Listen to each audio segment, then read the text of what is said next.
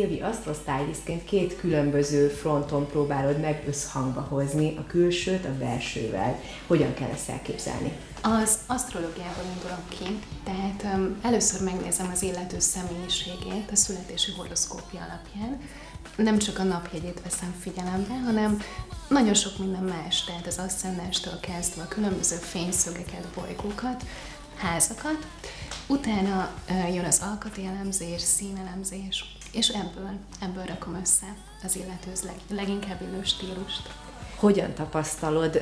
Megvannak ezek a nagy aha érzések, tehát a nagy felismerések, és mondjuk az alapján kezdenek el öltözködni azután, hogy te segítettél őket a helyes útra terelni, vagy ez is csak egy ilyen, jó, ezt is kipróbáltam, nem annyira jött be, keressük a következő megoldást. Én azt veszem észre, hogy megvan, tehát hogy maximálisan elégedettek az eredménnyel. Tehát amikor kiválasztom nekik a ruhadarabokat, vagy megmutatom a saját ruháik között azt, amire addig nem is gondoltak volna, hogy mégis hogyan lehetne párosítani őket, tehát hogy utána tényleg jobban érzik magukat a ruháikban.